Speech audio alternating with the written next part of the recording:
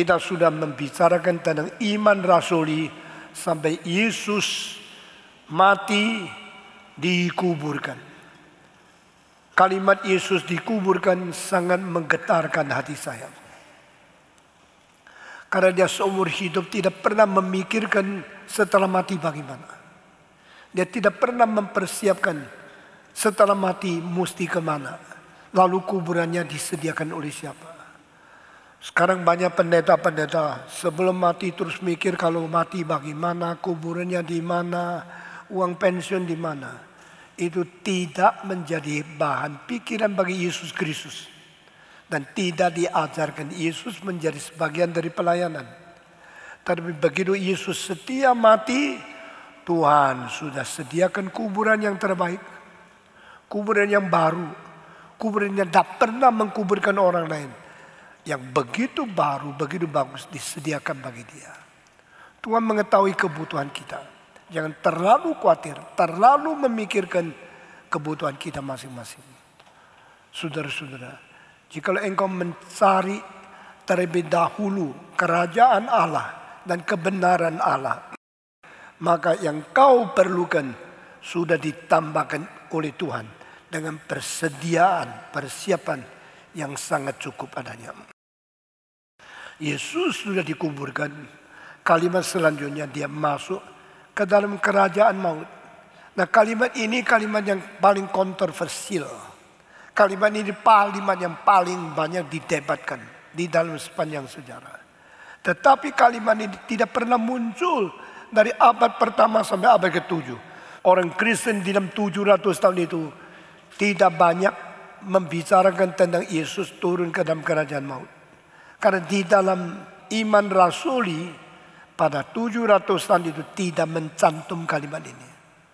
Kalimat ini baru muncul pada suatu konferensi dan akhirnya menghasilkan Credo of Aquila.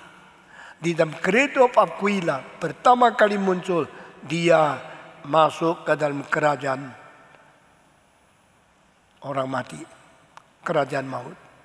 Nah, saudara-saudara, apakah berarti kalimat ini tidak penting sehingga tidak dituliskan di dalam pengakuan iman selama 700 tahun?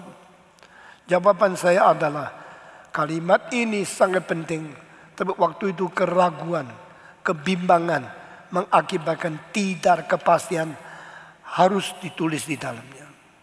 Lalu kita mau tanya lagi, sudah mati masuk ke dalam kerajaan maut. Apa artinya kerajaan maut? Apa artinya di dalam istilah ini? Istilah ini berarti di dalam akhirat. Dan apa itu akhirat? Banyak simpang siur. Orang kalau sudah mati masuk ke dalam akhirat. Dan akhirat itu tempat apa? Akhirat itu kondisi bagaimana? Mengapa istilahnya akhirat? Di akhirat itu ada apa? Nah, ini menjadi sesuatu pencarian, penemuan, dan banyak orang ingin mengetahui. Dan mengapa Yesus masuk ke kerajaan maut? Apakah Yesus sungguh-sungguh masuk ke dalam akhirat? Perlukah dia ke situ? Dia kan yang suci, yang tidak berdosa, yang tidak seharusnya mati. Jikalau Yesus yang tidak berdosa dan tidak harusnya mati, akhirnya betul-betul dia mati dan masuk ke dalam akhirat. Itu apa maknanya? Di dalam perjanjian lama, akhirat atau tempat perginya orang mati di dalam kerajaan maut itu jarang dibicarakan. Jarang muncul istilah ini. Tetapi bukan tidak ada. Saudara-saudara, apakah akhirat di dalam perjanjian lama sering disebut? Tidak. Tapi pertama kali disebut dari mulut Yakub. Yakub adalah anaknya Iskak. Iskak adalah anaknya Abraham. Pada waktu Abraham kehilangan istrinya, dia tidak bicara kemana dia. Iskak juga tidak muncul istilah ini. Tetapi istilah ini muncul pada waktu kalimat Yakub setelah dia mengetahui kalau anaknya yang namanya Yusuf itu dimakan oleh binatang liar. Padahal itu penipuan. Itu dari penipuan 10 anak untuk mengkelabui papanya. Tapi papanya begitu sedih. Yang paling saya cinta adalah anak yang sekarang dibunuh, dimakan oleh binatang liar. Yang saya tidak terlalu cinta karena mereka selalu menipu aku, malah mereka yang hidup. Mengapakah anak kesayanganku yang paling dalam sekarang harus mati? Apa saya harus dengan susah payah rambut putih masuk ke dalam akhiratkah? Nah, itu muncul pertama kali. Istilah akhirat di dalam perjanjian lama berarti tempat orang mati pergi. Di dunia ini tempat orang hidup berada. Setelah mati tidak berada, pergi ke tempat orang mati pergi. Itu sebab akhirnya arti akhirat itu sangat kabur. Tidak jelas. Akhirnya orang mati yang disebut akhirat itu sebenarnya adalah kuburan. Jadi tempat orang mati pergi. Yang disebut pergi, apanya yang pergi? Tubuhnya pergi atau jiwanya pergi? Tubuh dikuburkan, makanya bukan pergi, dikuburkan. Tetapi di situ dia berada, berarti tidak ada di sini pergi ke akhirat. Artinya masuk ke dalam kuburan. Ada orang mengatakan ini pikiran terlalu dangkal. Yang disebut pergi ke akhirat berarti jiwanya yang pergi ke satu tempat. Satu tempat rohani, tempat ada, tempat yang bukan materi, tempat bukan dunia fisik yang kelihatan. Maka berarti setelah mati jiwanya pergi ke akhirat. Nah saudara-saudara, tarif ini masih banyak kesulitan. Karena kesana untuk apa? Maka di Mazmur mengatakan mereka yang berada di akhirat adalah mereka yang tidak bisa menyembah Engkau. Mereka yang berada di akhirat, mereka tidak mungkin memuji Engkau. Oh Tuhan, jikalau Engkau suruh saya ke situ, kerja apa di situ? Orang di akhirat tidak bisa memuji Allah. Orang di akhirat tidak bisa berbakti kepada Engkau. Maka berarti tenang, diam, pasif, seperti tidur. Lalu ada orang mengatakan orang mati rohaninya tidur. Orang mati jiwanya tidak berperasaan, seperti orang tidur tidak tahu apa-apa dan berbeda dengan lingkungan di mana dia berada. Dia hidup di dalam keakhiratan, di dalam sesuatu keadaan kondisi yang berbeda dengan dunia yang penuh dengan sensasi, penuh dengan perasaan. Sehingga banyak orang kira yang sudah mati berada di akhirat tidur adanya. Saudara-saudara, tapi istilah Gehenna di dalam perjanjian baru menjadi yang lain sekali. Sebenarnya kita melihat setiap kota ada hal yang sulit dikerjakan, yaitu bagaimana membereskan sampah. Misalnya di Jakarta, Jabodetabek, seluruhnya 38.420.000 jiwa. Satu orang buang satu kertas saja 34 juta kertas. Kalau satu orang pakai 10 tisu, satu orang 10, seluruh Jakarta satu hari harus membuang 340 juta tisu. Lalu kalau begitu banyak taruh di mana? Maka mesti cari tempat. Disimpan, tak guna. Dibuang ke laut, membuat kotor laut. Buang ke kali, macet kali. Semua kotor luar biasa. Kalau ditanam, maka mengkuburkan sampah lebih capek dari mengkuburkan mayat. Bagaimana mengatur ini? Maka saudara-saudara, seluruh dunia, kota-kota besar, kekuasaan membereskan, mengatur, membersihkan sampah. Maka kota terbesar menemukan satu cara paling baik, bakar sampah. Sampah dibakar, maka keadaan banyak menjadi sedikit.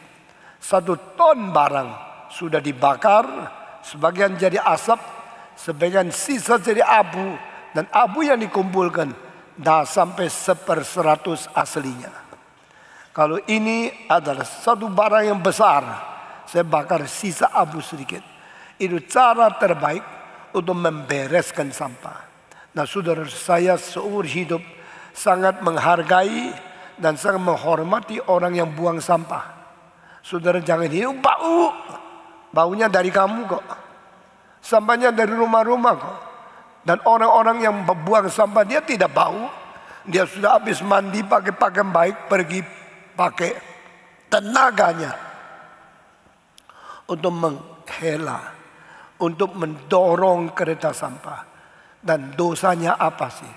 Orang itu mesti sepanjang hari mencium bau yang kotor daripada sampah.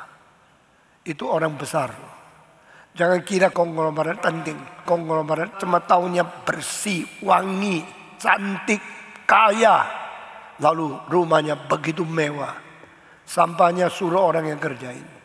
Tukang sampah saya lebih hormat daripada menghormati konglomerat yang dagangnya curang atau jenderal yang korupsi. Karena mereka taunya cuma seenaknya sendiri, semewahnya sendiri. Saudara kita mandi pakai puluhan, ratusan kiloliter air. Tapi saudara tahu dunia makin kering, makin kurang air. Sehingga dunia ini dalam 10 tahun kekurangan air akan menjadi bencana besar sekali bagi umat manusia. Kalau engkau cuma taunya nikmat, taunya enak, taunya mewah, taunya luxurious life, dan tidak mengetahui siapa yang membereskan hal-hal yang bau, yang rusak, yang sampah. Setelah engkau makan, engkau di dalam 3 jam akan melihat sisa makanan mulai menjadi basi, menjadi bau sekali. Lalu siapa yang mengatur? Pengatur, pemberes, pembuang sampah.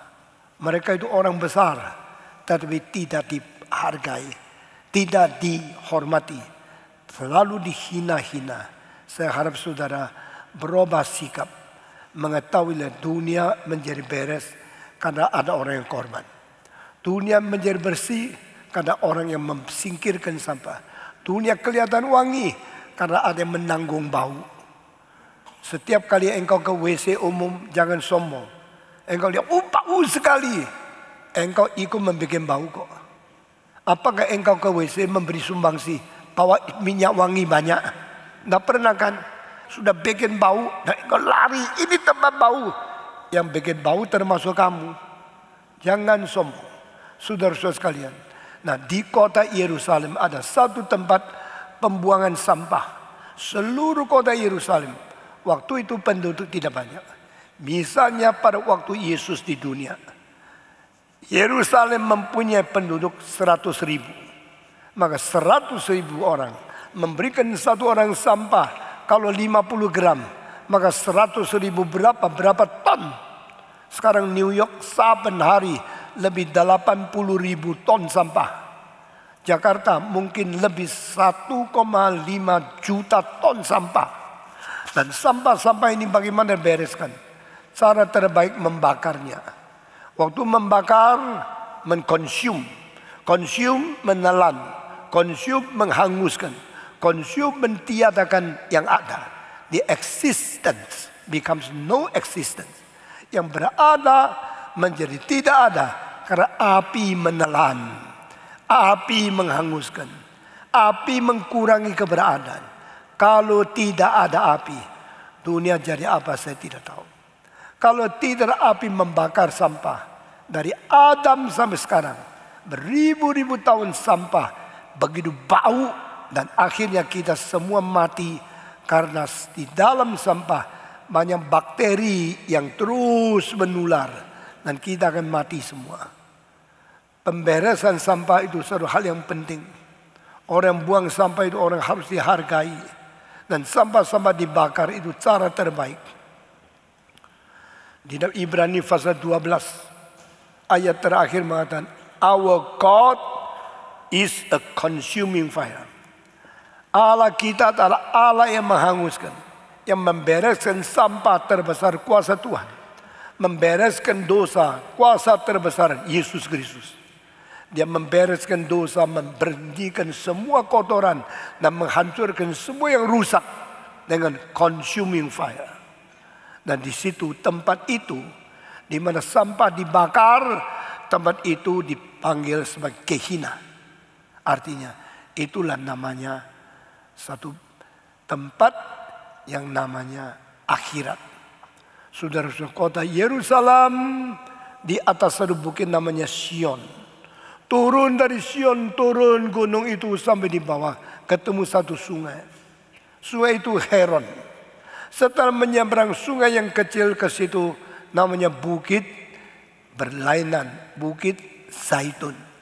Di atas bukit Zaitun, tengah-tengah yang di bawah namanya Getsemane. Sudah naik ke atas, bisa melihat ke daerah lain padang belantara Yudea melalui puncak daripada bukit Zaitun, di mana Yesus naik ke surga di situ. Nah, engkau menemukan satu kota, satu kampung namanya Betani. Nah, inilah adalah situasi geografi di Tanah Suci itu. Saya sudah sendiri pergi, saya sudah meneliti tempat Yerusalem, tempat tembok, tempat lembah, tempat sungai, tempat Gehenna, tempat Getsemani, tempat Zaitun. Saya sudah lihat semua itu. Nah, tempat di mana semua sampah dikumpulkan, dibakar, itu menjadi tempat Gehenna. Dan mereka anggap itulah istilah yang dipakai Alkitab untuk membicarakan apa artinya akhirat. Yesus turun ke dalam kerajaan maut. Yesus turun ke dalam akhirat. Menurut orang liberal, tidak ada yang disebut akhirat, yaitu tempat itu. Bukan sesuatu tempat rohani di dalam tempat yang jauh di surga, tetapi adalah sesuatu yang diartikan ada tempat yang membakar sampah, dan tempat itu adalah tempat yang sangat sederhana. Apa artinya Yesus mati, dikuburkan, masuk ke dalam kerajaan maut? Istilah yang tidak pernah muncul sebelum Aquila Credo abad ke-8. Apa artinya? Apakah ini adalah ajaran dari Alkitab? Akhirnya disimpulkan menjadi iman orang Kristen, atau ini adalah ajaran kiasan yang memakai tempat Gehenna di Yerusalem itu melukiskan seperti tempat dosa dihanguskan. Akhirat adalah tempat di mana Tuhan membuat api untuk menghancurkan, untuk melenyapkan tempat dosa. Saudara-saudara sekalian, tafsiran kepada ayat ini datang daripada begitu banyak denominasi yang berbeda-beda. Dan banyak orang kira tempat-tempat seperti Gehenna ini jangan serius dimengerti sebagai tempat setelah mati manusia pergi. Karena ini adalah diartikan kuburan, diartikan penghangusan, diartikan pembakaran, pembersihan sampah. Itu menjadi istilah yang mengganti akhirnya akhirat. Saudara-saudara, setelah ini saya akan beritahu kepada saudara, ada pikiran, ajaran dari orang Lutheran. Orang Lutheran, mereka mempunyai pikiran sama seperti orang Katolik. Sehingga ada dua denominasi. Denominasi Katolik sama denominasi Lutheran mentafsirkan istilah Yesus masuk ke dalam kerajaan maut.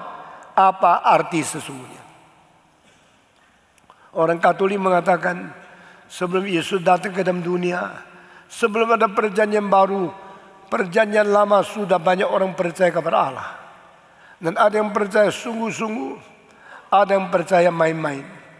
Ada yang percaya dengan ibadah, berbakti, berdoa, hidup suci, menanti kedatangan Tuhan dengan sungguh-sungguh.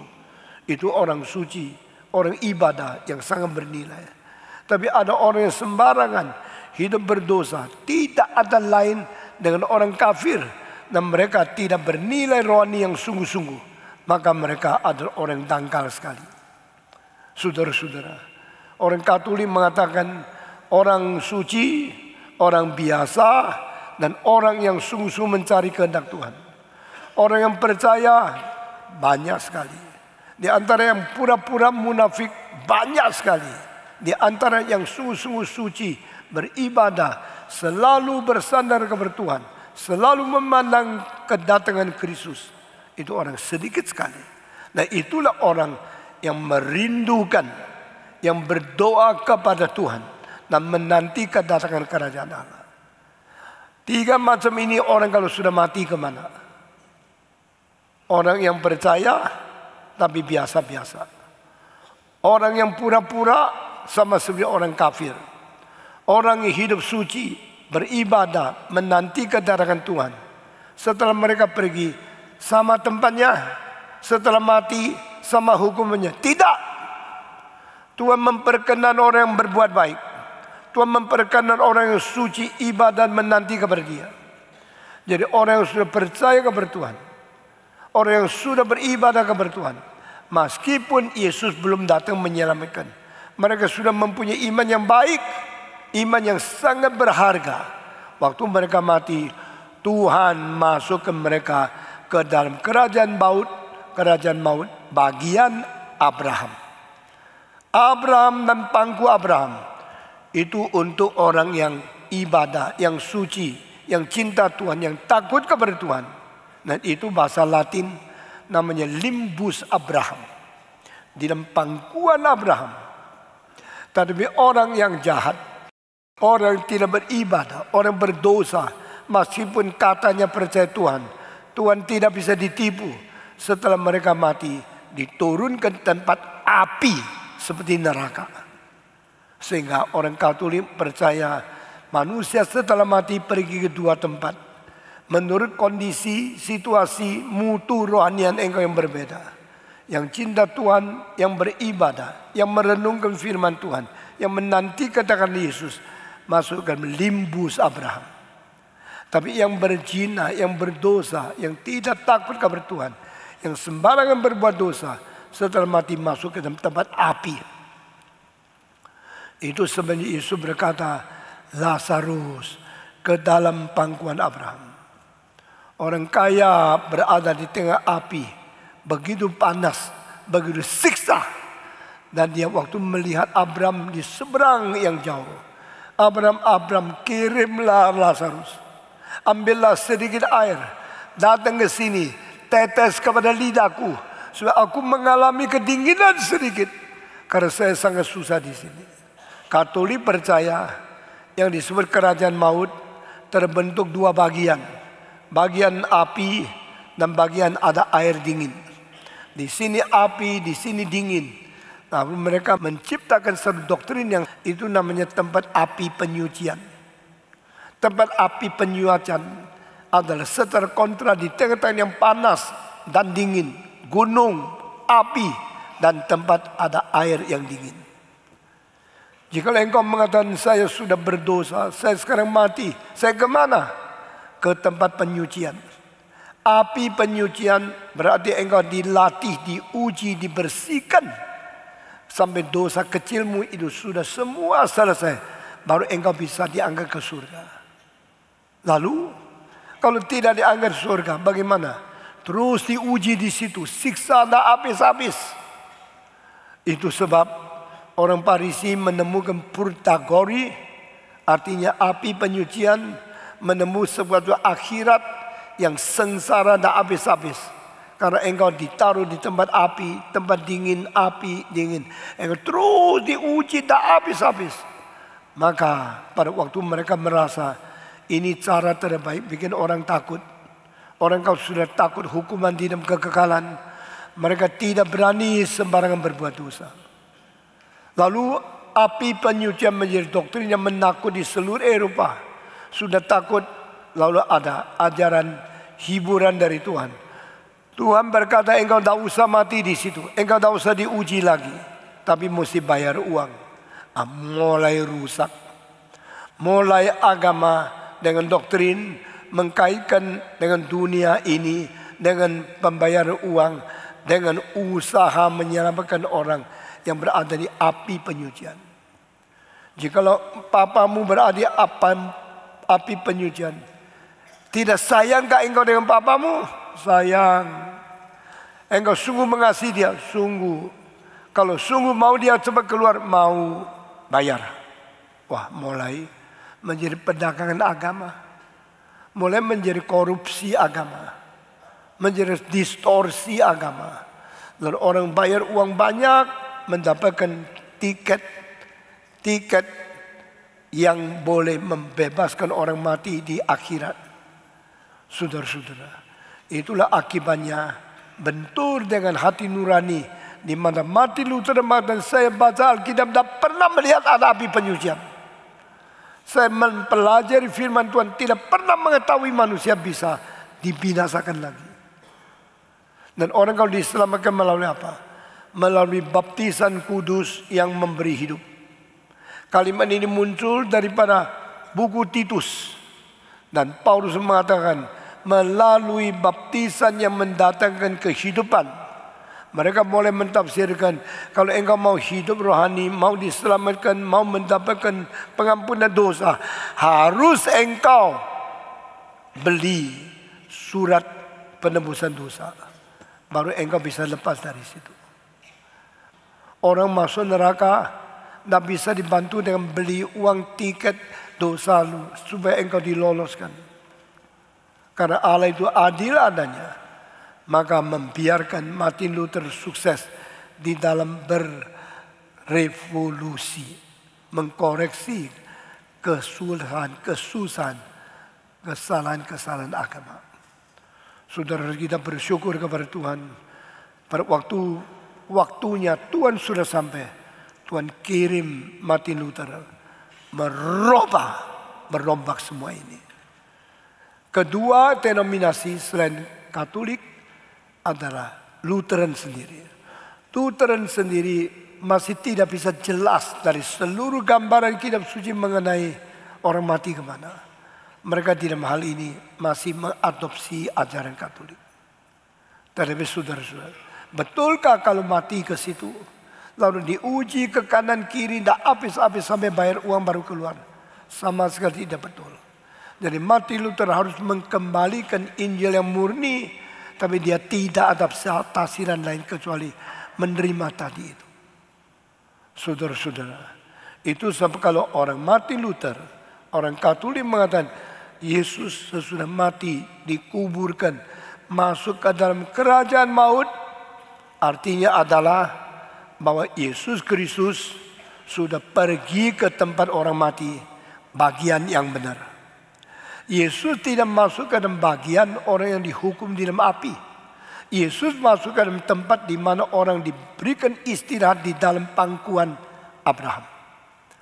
Masih ingat perumpamaan Yesus Kristus tentang Lazarus dan orang kaya? Orang kaya itu pergi ke tempat orang mati, pergi ke kerajaan maut, dan di situ dia disiksa. Di situ dia menerima api yang dia aus dah habis-habis. Abraham, kirimlah Lazarus, marilah dengan bawa air, teteskan di atas lidahku supaya aku tidak mati kepanasan. Berarti orang-orang itu masih percaya ada api penyucian dan mau diselamatkan pakai jual tiket, lalu bisa menaikkan jiwa yang sudah masuk di situ untuk pelan-pelan naik, dan melalui jasa-jasa mereka boleh keluar daripada itu. Inilah keselamatan setelah mati. Loh, apa artinya keselamatan setelah mati? Sudah mati masih ada keselamatan. Mereka bukankah Alkitab mengatakan Yesus juga pergi mengabar Injil untuk orang mati? Nah, ini istilah yang sangat sulit dimengerti, ditafsirkan secara gampang. Christ bring the message. Christ proclaim the victory in the place where Old Testament people have been saved, collected there. Orang-orang perjanjian lama yang sudah diselamatkan, sudah mati, mereka ditahan, dikumpulkan di situ. Lalu mereka yang dari masih hidup tunggu Yesus datang, sampai mati tidak kelihatan Yesus datang. Dikerjain apa di situ? Supaya mereka berteriak, oh puji Tuhan, Yesus sudah datang. Yesus sudah pernah pergi ke akhirat. Yesus pergi situ menyatakan kemenangan. Proklamasinya ada proklamasi kemenangan keselamatan. Di mana? Di tempat akhirat. Kepada siapa?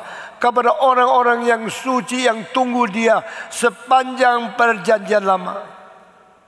Dari Adam sampai Yesus. Semua orang perjanjian lama yang mempunyai iman yang baik, yang beribadah kepada Tuhan, mempunyai kelakuan moral yang bagus, semua diterima oleh Tuhan. Dan mereka belum bisa diselamatkan karena Yesus belum mati di atas salib. Sehingga semua orang suci dan perjanjian lama setelah mati ditahan, dikurung di situ. Dan mereka masih melihat, masih memandang when Jesus come with your own kingdom. Kapan gak engkau datang dengan kerajaanmu? Orang yang sudah menunggu menanti. Hari Yesus datang ke dunia. Hari Yesus dipaku di atas salib. Dan Yesus bangkit lagi. Semua diatur oleh Tuhan Allah. Dan pada waktu Yesus Kristus tidak mengatur tapi tidak ada jawaban, maka Tuhan bilang, nantilah, tunggu sampai anakku Yesus Kristus datang ke bumi, sampai dia sungguh-sungguh menggenapi Taurat, dan dia sungguh-sungguh mensukseskan apa yang Tuhan rencanakan. Dan Yesus Kristus tunggu sampai hari itu. Dia naik ke atas kayu salib dan dia berkata, genaplah. Waktu dia mengatakan genaplah, tirai di dalam bait Allah robek dari atas sampai bawah. Tirai yang besarnya kira-kira 300 orang baru bisa pasang kembali. Dari atas sampai bawah pecah menjadi 2. Yesus mengatakan genaplah. Berarti dia sudah menjadikan rencana Allah selesai. Dia sudah menyempurnakan hutang manusia kepada Allah. Dia sudah memecahkan tirai dari atas, membuka jalan yang hidup dan yang baru bagi kita. Saudara-saudara, waktu Yesus mati, dia masuk ke dalam kerajaan maut. Kerja apa di situ? Mengumumkan kerigma. Istilah kerigma di dalam bahasa Gerika berarti satu lagu kemenangan, berita kemenangan di dalam peperangan, dan berkata, now I give you the kerigma. I sing the victorious song to you, and you understand why I was hung on the cross. That I want to debate, I want to fight, and I want to destroy the power of Satan. Pada waktu Yesus mengatakan genaplah, di situ tirai dari atas sampai bawah pecahlah.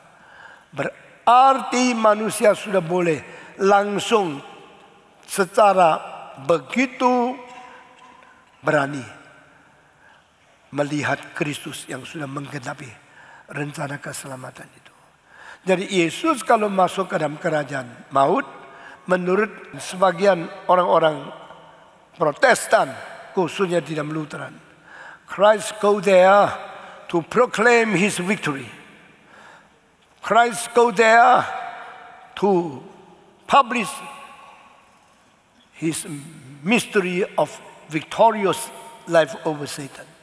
Dia membuktikan rahasia kemenangan dia. Dia sudah mengalahkan setan. Dan dia berkata, hey, kamu jiwa-jiwa yang tertahan di sini, yang menjadi orang baik semenjak perjanjian lama sudah berada. Engkau sekarang menanti apa? Menanti Yesus, menanti Mesias. Sayalah Mesias. Sayalah yang sudah bangkit dari kematian. Saya yang tadi mengatakan genaplah, tidak dimengerti oleh kalian. Sekarang saya berkasih tahu kepada saudara, saya sudah menggenapi rencana Allah, dan sekarang saya memberitakan berita kemenangan kepada orang yang pernah ditahan di dalam kerajaan maut. Itu artinya, saudara-saudara, dari orang-orang Lutheran, mereka percaya ini, sehingga kalau kini kita mau mengerti Yesus masuk ke neraka, Yesus masuk ke dalam kerajaan maut, no problem, tidak ada kesulitan. Kan dia sengaja pergi di situ untuk mengatakan kemenangan, kemuliaan Tuhan Allah yang membangkitkan Kristus dari kematian melalui ketaatan yang bicara genaplah. Saudara-saudara, tapi kita mau mengerti, apakah Yesus sungguh-sungguh ke situ? Apakah sungguh-sungguh Yesus membereskan dosa dan memberikan satu victorious psalm untuk orang-orang mati? Saudara-saudara, maka Calvin mempunyai pendapat yang lain. Kita melihat pada waktu Yesus mati dan dikuburkan, dan di atas kali mengatakan genaplah, itu artinya harus dikaitkan satu dengan lain. Yesus mati menanggung dosa kita. Yesus bangkit membiarkan kita bisa dibenarkan. Yesus masuk ke dalam kerajaan maut. Di dalam kerajaan maut ada yang menguasai kuasa maut. Karena manusia yang berdosa, upah dosa adalah maut. Lalu yang berdosa mesti mati.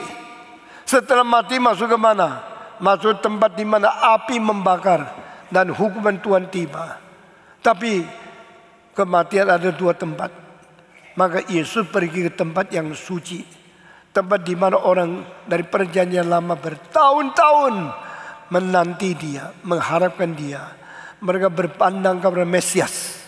Mereka menanti Mesias tiba kepada orang berdosa, memberikan keselamatan kepada mereka. Nah, di dalam keadaan demikian, Yesus pergi ke sana. Nah, saudara-saudara, apakah orang Calvinis, orang Reform Injili menerima penjelasan daripada Lutheran, tempat-tempat yang mereka hafal, tempat kira cara tafsiran seperti itu? Tidak. Saudara-saudara, minggu depan akan saya bicara kepada saudara tentang apa artinya dari ayat 16. Karena ayat-ayat Alkitab mengenai masuk ke dalam neraka mulai membicarakan tentang Yesus tidak ditinggalkan di situ. Dan Yesus Kristus mempunyai tubuh yang tidak rusak untuk selama-lamanya. Semua mempunyai arti yang sangat tinggi, sangat berharga sekali. Saudara-saudara sekalian, Yesus setelah mati dan dikuburkan, turun ke dalam kerajaan maut. Mari kita mengerti kerajaan maut di sini adalah tempat orang sudah mati pergi ke situ. Dan pergi ke tempat kerajaan maut bukankah sesuatu tempat yang Yesus harus pergi di situ, tinggal 2 hari setengah di situ, tunggu sampai hari ketiga baru dia bangkit? Saudara-saudara, waktu Yesus mengatakan, aku dan engkau akan berada di Firdaus, berarti dia bukan 2,5 hari nginep di tempat kerajaan maut.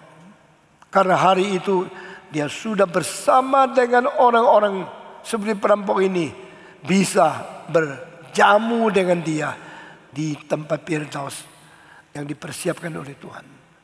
Sehingga pengertian Yesus masuk ke dalam kerajaan maut tidak segampang seperti apa yang kita pikirkan. Tetapi pikiran Yesus masuk ke dalam kerajaan maut karena jelas dicatat dan jelas diterima, khususnya setelah Credo Aquila pada abad ke-8. 7 tahun kemudian terjadi reformasi. Reformasi membereskan banyak hal, menjernihkan banyak hal yang kacau, yang kita tidak terlalu jelas. Dan setelah terjadi reformasi, maka reformator kebanyakan yang penting menerima kalimat ini. Yesus turun ke dalam kerajaan maut. Martin Luther percaya kalimat ini benar. John Calvin percaya kalimat ini juga benar.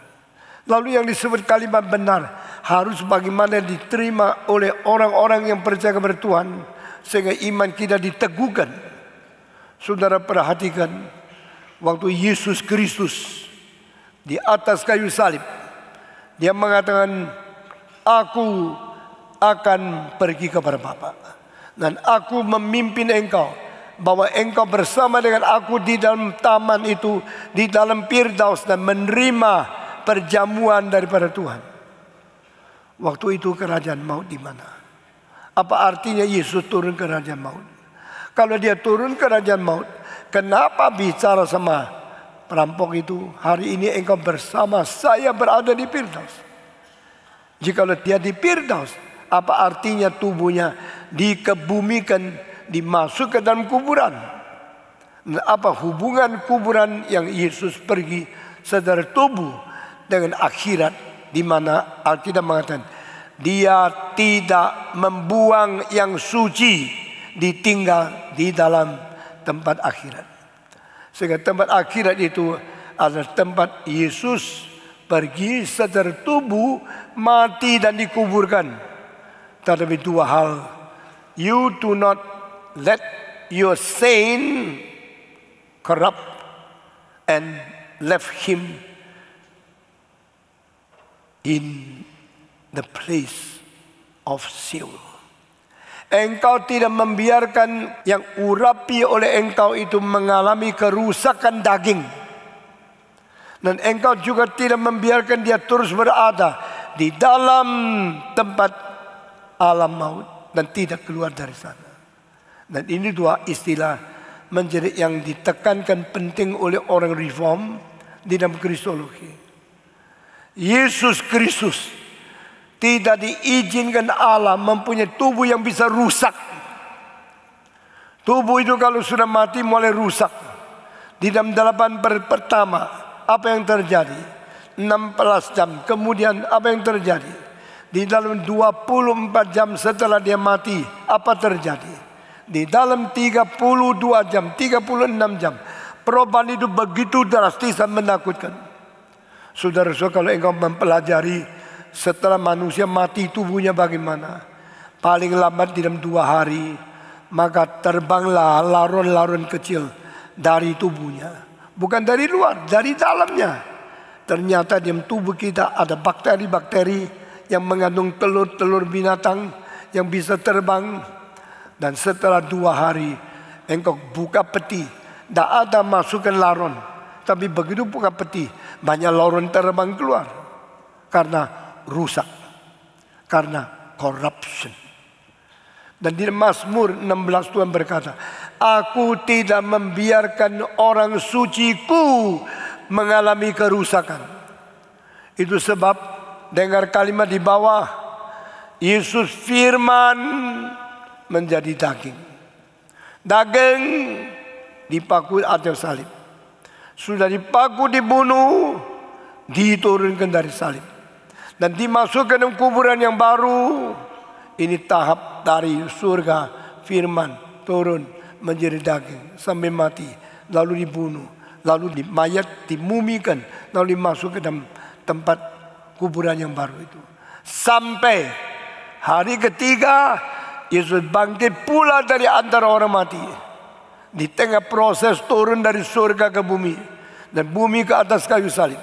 Dari salib dikuburkan 2 hari setengah, hari ketiga pagi-pagi dia bangkit. Di dalam proses ini apakah ada kemungkinan Yesus rusak tubuhnya? Is it possible for Christ to have a corruptible body? Daripada Mazmur 16 saya percaya tidak mungkin. Allah tidak mengizinkan Yesus mempunyai tubuh yang bisa rusak. Allah tidak izinkan anaknya yang ke dunia namanya Yesus Kristus akhirnya tubuhnya rusak. Bayangkan kalau orang sudah rusak, sudah mati, berapa hari kemudian berapa bau adanya. Never happened this on the body of Jesus Christ. Tubuh Kristus tidak mengalami kerusakan. Karena apa? Allah tidak mengizinkan dia rusak. Dia tidak diizinkan rusak karena tubuhnya lain, atau Allah memelihara sehingga tidak jadi kerusakan. Saya percaya dua-dua ada. Yesus mempunyai tubuh yang lain. Karena Yesus bukan keturunan dari laki-laki hubungan seks dengan perempuan. Yesus tidak mempunyai daging yang sama seperti engkau dan saya. Di dalam aspek yang lain dia mempunyai daging supaya boleh mati. Tapi di dalam aspek yang lain dia mempunyai daging yang Tuhan tidak izinkan dia rusak. Nah, ini rahasia besar sekali yang disebut firman menjadi daging. Inilah rahasia ibadat yang kita tidak bisa mengerti. Sehingga tubuh Kristus adalah tubuh yang tidak mungkin rusak. Dan setelah dia mati tidak rusak, tidak menjadi hancur, dan tidak menjadi laron-laron yang keluar. Yesus tubuhnya tidak rusak. Hari ketiga utuh, tubuh yang sudah mati itu kembali lagi hidup. Dan dia mengatakan, aku pernah mati dan sekarang hidup kembali, dan aku hidup untuk selama-lamanya. Berapa kalimat yang penting ini tercantum di dalam buku Wahyu pasal 1 ayat 18. I ever died.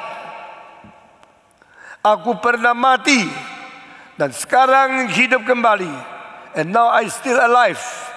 And I'm living forever and ever. Saya hidup sampai selama-lamanya. Sehingga tubuh Kristus dari firman jelma menjadi daging. Dan dari daging dipaku sampai mati, mati dikuburkan sampai bangkit. Di antara seluruh proses ini tidak ada unsur kemungkinan dia rusak. Karena dagingnya tidak mungkin rusak, maka dia menjadi daging kebangkitan yang pertama sebagai anak sulung, sebagai buah sulung yang memberi tanda dan memberi jaminan kepada kita. Besok kita pada waktu kiamat kita bangkit pula, tubuh kita akan seperti Yesus.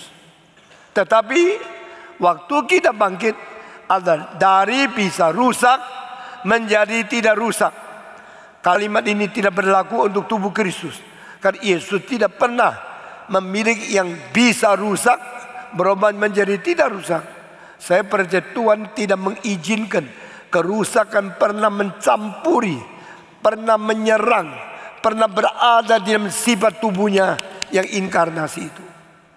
Sehingga Tuhan tidak izinkan, tidak memperbolehkan dia boleh rusak. Dan Tuhan akhirnya memberikan kepada dia langsung sesuatu yang berada pada dia. Hidup kekal, hidup tidak rusak, meskipun berada di kedagingan. Saudara-saudara, maka Yesus turun ke neraka, turun ke dalam kerajaan maut, bukan karena dia kalah di bawah kuasa maut, maka harus takluk kepada kuasa maut. Yesus turun ke dalam kerajaan maut karena dia adalah secara inisiatif, atas kemauan sendiri memberikan nyawanya. No one can take away my life. If I have the power to give up my life, I have the power also to take it back. Tidak ada seorang bisa mengambil nyawaku, tidak ada seorang bisa mengambil hidupku, tetapi aku sendiri atas kedaulatanku sendiri, dengan kerelaanku sendiri, aku memberikan hidupku. Jikalau aku berhak menyerahkan jiwaku, maka aku berhak menerimanya kembali. I have the power to give it away, I also have power to take it back. Maka Yesus kembali. Di dalam tubuhnya mati sampai kembali bangkit lagi.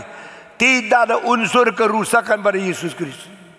Dan kalimat kedua, Allah juga tidak mengizinkan dia tergeletak atau tertawan, tetap berada, tinggal terus di dalam akhirat.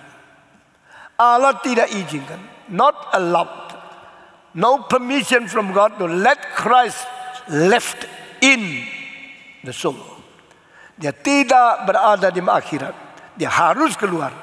Berarti kuasa kematian tidak bisa menawan dia, kuasa kematian tidak bisa membelenggu dia, kuasa kematian tidak mengalahkan dia. Sebaliknya dia mengalahkan kuasa kematian. Dia sendiri mengembalikan, bangkitkan hidupnya sendiri karena dia menyerah. Dan dia tidak pernah ditahan. Tidak ada yang bisa tahan dia di dalam akhirat. Lalu saudara-saudara, apakah artinya Yesus berada turun ke dalam kerajaan maut? Menurut Calvin, menurut Reform Injili, apa artinya dia di situ tidak rusak dan dia kembali hidup untuk selama-lamanya? Apa artinya dia perlu pergi, perlu ada di akhirat? Why? It needs Jesus. It's a necessity for Christ to go there, but not left there. Kenapa harus pergi tapi tidak ditahan di situ? Kenapa mempunyai tubuh tapi tidak rusak? Ini suatu rencana rahasia Allah yang begitu mendalam, sehingga kita hanya bisa bersyukur, bisa memuliakan Tuhan. Karena Tuhan mempersiapkan seorang juru selamat yang begitu ajaib. Dan hari ini kita begitu mendalam pikirkan kerusakan yang tidak ada pada dia, dan dia harus pergi ke situ. Masuk ke dalam kerajaan maut tapi tidak ditahan. Menjadi tubuh tapi tidak merusak. Karena melalui tubuh Kristus menjadi jaminan setelah kita bangkit akan seperti itu. Maka dia sendiri telah mengalahkan kerusakan. Dan dia sendiri tidak pernah perlu rusak. Dia telah mengalahkan kuasa maut. Dia sendiri tidak perlu tinggal di maut. Puji Tuhan. Tuhan seperti ini adalah Tuhan kita. Dan dia masuk ke dalam kerajaan maut. Arti sesungguhnya itu apa? Setelah saya pulang, saya akan meneruskan dengan doktrin yang sangat penting ini. Kita bersyukur kepada Tuhan. Mari kita berdoa. Bapa di dalam surga, kami berterima kasih.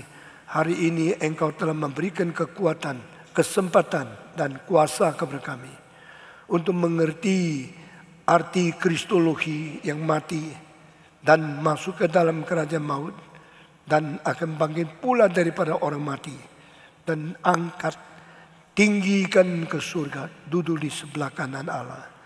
Kiranya Engkau memberikan kekuatan kepada kami menjadi orang Kristen yang lebih mengasihi Engkau, karena Engkau terlebih dahulu mengasihi kami.